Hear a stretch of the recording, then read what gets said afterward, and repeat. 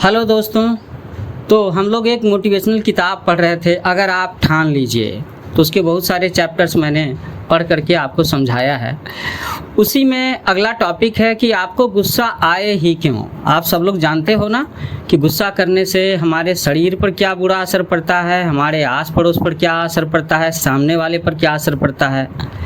गुस्सा से कभी भी फ़ायदा नहीं होता। तो आज हम बातें करते हैं कि आपको गुस्सा आए ही क्यों। तो क्या आपको गुस्सा आता है? हाँ, ज़रूर आता होगा, क्योंकि ये तो मानव स्वभाव का अंग है। हर मनुष्य को गुस्सा आता है किसी न किसी बात पर। हमें क्रोध कहीं न कहीं करना ही पड़ता है। हालांकि बहुत से लोग बड़े शांत स्वभाव के होते हैं, उन्हें हम संत प्रकृति के व्यक्ति कहते हैं। लेकिन आज का जीवन व्यवहार इतना कॉम्प्लिकेटेड हो गया है कि सामान्य व्यक्ति को, मुझे, आपको, है ना, कहीं ना कहीं क्रोध तो आ ही जाता है। वैसे थोड़ा बहुत क्रोध तो सभी करते हैं, वो थोड़ी देर के लिए होता है।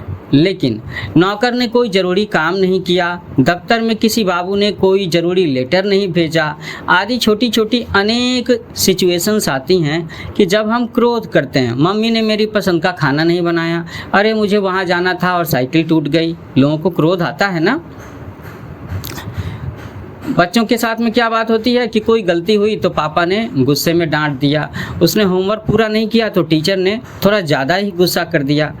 इस तरह की सिचुएशंस होती है। तो ऐसी बहुत सारी सिचुएशंस हैं लाइफ में जब हम लोग गुस्सा करते हैं, क्रोध करते हैं। लेकिन कभी कभी ऐसा होता है कि जब ये क्रोध अपनी सीमा पार कर जाता है, अपनी लिमिट क्रॉस कर जाता है, तो फिर ये ठीक नहीं होता। लोग अक्सर कह देते हैं कि वो बड़ा क्रोधी, बड़ा ही गुस्सैल व्यक्ति है। ही इज़ अ क्या कहते हैं, एंग्री मैन, ऐसा कहते हैं। लेकिन सच तो ये है कि मनुष्य स्वभावतः क्रोधी नहीं होता। मनुष्य के स्वभाव में जो प्राकृतिक बातें हैं तो उसमें गुस्से का स्थान नहीं है। गुस्सा एक तरह से एक्शन नहीं है, वो हम कह सकते हैं ना कि वो एक रिएक्शन है, गलत रिएक्शन है। तो स्वभावतः नेचुरली कोई भी आदमी क्रोधी नहीं होता। उसके अंदर ये भावना ज़रूर होती है, किंतु उसे बढ़ावा देती हैं वो स्थितियां जो उसकी पसंद या चाह या इच्छा के अगेंस्ट होती हैं, उसके विपरीत होती हैं। जब कोई मनोविकार, है ना, बार बार जागृत होता है और उसकी गहनता बढ़ती जाती है, तो यह मनोविकार उस व्यक्ति के स्वभाव का अंग बन जाता है, उसकी आदत बन जाती है, और यहीं से वह हमारे मन, मस्तिष्क, व्यवहार और भाषा को प्रभावित करना शुरू कर देती है। तो मैं जानना चाहूँगा आप लोगों में से कौन से लोग ऐसे हैं, कौन से बच्चे ऐसे हैं जिनकी जीवन का स्वभाव में गुस्सा उसने एक महत्वपूर्ण जगह बनाया हुआ है। या कोई बच्चा ऐसा भी है क्या जिसके मन में बिल्कुल भी गुस्सा नहीं आता? तो मुझे जानने की इच्छा रहेगी। चाहो तो आप कमेंट्स में लिख सकते हो। तो जब क्रोध होता है तो क्या होता है? जब क्रोध होता है तो हमारा मस्तिष्क इतना तनावग्रस्त हो जाता है कि वह सोच ही नहीं पाता। विवेक खत्म हो जाता है, क्या अच्छा है और क्या बुरा है पता ही नहीं चलता। हमारा व्यवहार हमारे कंट्रोल से बाहर हो जाता है और हम बड़ा से बड़ा नुकसान भी कर बैठते हैं, किसी को कुछ भी कह देते हैं। क्रोध में हमारा अपनी लैंग्वेज पर कंट्रोल खत्म हो जाता। इसी तरीके से क्रोध बढ़ते बढ़ते हमारे लिए जहर बनने लगता है। एक विचारक ने कहा है कि क्रोध मन के दीपक को बुझा देता है। इसका कारण ये है कि क्रोध आने पर यदि हम अपने को नियंत्रण में नहीं रखते हैं, वह हमारी बुद्धि और विवेक को नष्ट कर देता है। हम उचित अनुचित का ज्ञान खो बैठते हैं, हमारी मानसिक शक्ति नष्ट हो जाती है और हम ऐसे काम कर बैठते हैं जो हमें किसी भी सिचुएशन में नहीं करने चाहिए। इस प्रकार क्रोध हमारे ऊपर कई बुरे शस्त्रों से खराब वीपन से अटैक करता है। एक विचारक तो ऐसे भी कहते हैं कि क्रोध विचारों की खिचड़ी है। उसमें द्वेष भी है, दुख भी है, भय भी है, तिरस्कार भी है, घमंड भी है और अविवेकता भी है। तो ये जो विचारक जिन्होंने कहा कि क्रोध बुरे विचारों की खिचड़ी है, क्या कहा? बुरे विचारों की खिचड़ी, सारे के सारे निगेटिव, है ना, हार्मफुल थॉट्स इसी में मिले हुए हैं। और जो लोग लगातार क्रोध करते रहते हैं उनका स्वभाव कैसा हो जाता है पता है? चिड़चिड़ा होता है, स्माइल नज़र नहीं आएगी, मुस्कुराता हुआ नहीं दिखेगा, सुंदर नहीं दिखेगा।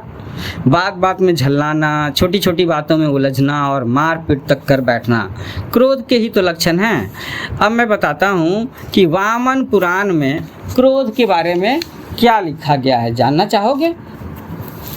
क्रोध प्राण हरः शत्रु, क्रोधो मित मुखो रिपुः, क्रोधो सिंह सुमहा तीक्ष्णः, सर्व क्रोधो उत्पकर्षति, तपते यतते तच्चैव यच्च दानं प्रयच्छति, क्रोधेन सर्वहरित तस्मात् क्रोधं विवर्जयेत्। इसका अर्थ ऐसे है कि क्रोध प्राणनाशक शत्रु है, क्रोध अपरिमित मुख वाला बैरी है, क्रोध बड़ी तेज धार की तलवार है और क्रोध सब कुछ हर लेता है, नाश कर देता है। मनुष्य जो तप, संयम और दान आदि करता है उन सबको वह क्रोध के कारण नष्ट कर डालता है। इसलिए क्रोध का त्याग करना चाहिए।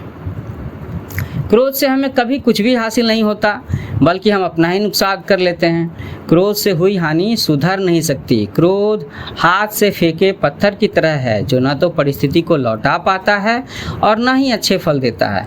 बस क्रोध शांत होने पर केवल पछतावा ही शेष रहता है। पाइथागोरस का नाम सुना होगा। उन्होंने कहा है कि क्रोध मूर्खता से प्रारंभ होता है और पश्चाताप पर समाप्त होता है। जब हम पछतावा करते हैं कि अरे अरे मैंने ऐसा कैसे कर दिया, ये मुझे नहीं करना चाहिए था। तो इसलिए अपने क्रोध पर नियंत्रण पाने का अभ्यास हमें नियमित करना चाहिए। जेफरसन का कहना है कि जब क्रोध आए तो 10 बार सोच कर बोलो और जब अत्यधिक क्रोध आए तो 1000 बार सोच करके बोलो। एक आदमी का कहना था कि जब मुझ पर कोई क्रोध करता है तो मैं उसकी तरफ ध्यान ही नहीं देता, उसकी बातों को अनसुना करते हुए मौन धारण कर लेता हूँ। ऐसे जैसे कि वह आदमी अभी अपने आपे में नहीं है, वो आदमी अभी वह आदमी है ही नहीं जो मुझसे बातें कर रहा था। वो आदमी कुछ देर तक क्रोध में बड़बड़ाता रहेगा और जब उसकी बकबक और गुस्से का दूसरे पर कोई असर नहीं होता तो वह चुपचाप चला जाता है। तो क्रोधी व्यक्ति से बचने का ये एक सीधा उपाय है, जब वो बंदा सिर्फ बोल रहा हो। क्रोध पर विजय पाने के लिए सबसे बढ़िया उपाय यही है कि जब ऐसी स्थिति उत्पन्न हो तो क्रोध अपना स्थान बना लेगा या बहस ऐसे मोड़ पर जा रही है कि लोग क्रोध में आकर के बातें करने लगें, तो ठीक उसी समय आपको शांति और धैर्य से काम लेना चाहिए। उसी पॉइंट पर वहाँ से जरा सा आगे बढ़े तो बात बिगड़ जाएगी।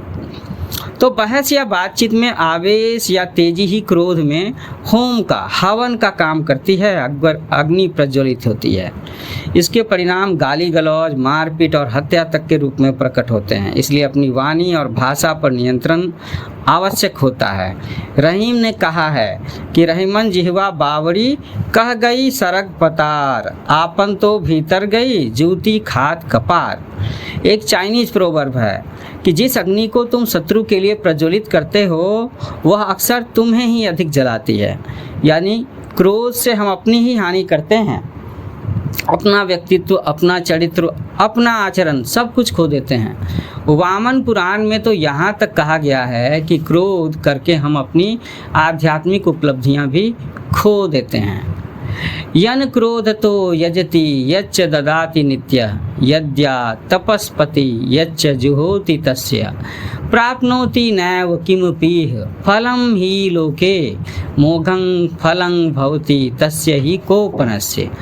अर्थात क्रोधी मनुष्य जो कुछ पूजा करता है, नित्य जो दान करता है, जो तप करता है और जो होम करता है, उसका उसे इस लोक में कोई फल नहीं मिलता। उस क्रोधी के सभी फल वृथा होते हैं। इसलिए क्रोध ना करें, आत्मनियंत्रण करने का अभ्यास करें। आत्मनियंत्रण से जीवन में कई उपलब्धियां हासिल होती हैं, उन्नति की सीढ़ियां चढ़ने में बहुत शक्ति मिलती हैं। तो दोस्तों, आज का ये चैप्टर था कि हम क्रोध क्यों करें, क्रोध ना करें, क्रोध को कंट्रोल कैसे करें। अगले दिन का चैप्टर होगा मन का आपा खोइए, और मन का आपा खोने से क्या दिक्कत होती है उसके बारे में हम लोग बात करेंगे। तो मेरे ख्याल से आपको ये मोटिवेशनल लेक्चर अच्छा लगा होगा। तो एक बार मेरा चैनल लाइक करना, शेयर करना, सब्सक्राइब करना, कमेंट ज़रूर लिखना कि आप किस महान विचारक के लेक्चर्स, मोटिवेशनल कोट्स जानना चाहते हो। तो मुझे आपके कमेंट्स का इंतज़ार रहेगा।